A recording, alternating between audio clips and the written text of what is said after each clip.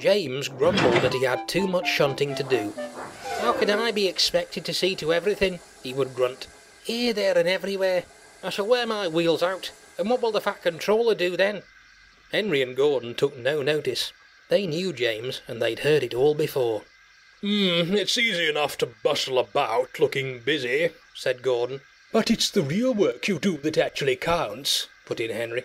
"Rubbish!" snorted James, and bashed some trucks angrily. One day Edward was at the shed. While he was there, a message came through. A train of trucks loaded with stone blocks was waiting at his station. He was to fetch it and bring the trucks to the harbour for loading onto the ships. James looked envious. "I wish it was me." Edward felt sorry for him. "Why don't you go and collect the trucks then?" he suggested. "I'll stay here in the yard and shunt. It'll be a nice change for you." Their drivers agreed, and James puffed proudly away. "This is nice, this is nice," he chirruped happily to himself as he sped along the rails. But he didn't stay cheerful for long.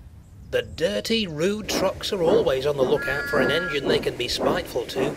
They had heard about James, and when they saw him backing towards them, they jeered loudly. "Look, it's Bootlace James," they cried loudly to each other. "Now we'll have some fun. A bootlace won't help him today." They sniggered to each other and made a naughty plan to spite James. The stone was heavy, and the load was bad enough without the trucks making it worse, but they didn't care about that.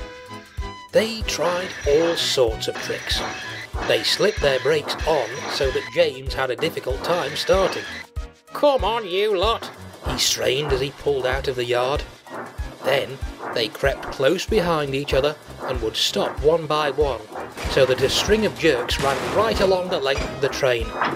"They'll break a coupling if they're not careful," said James crossly.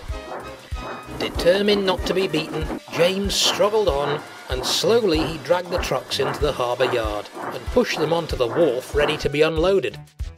Then he steamed wearily back to the yard for some quiet shunting. Gordon couldn't help but laugh when he saw how exhausted James looked. Well, well, well," he remarked to Henry. "Here's James back after doing some proper work. I expect he needs a rest now." James pretended he hadn't heard.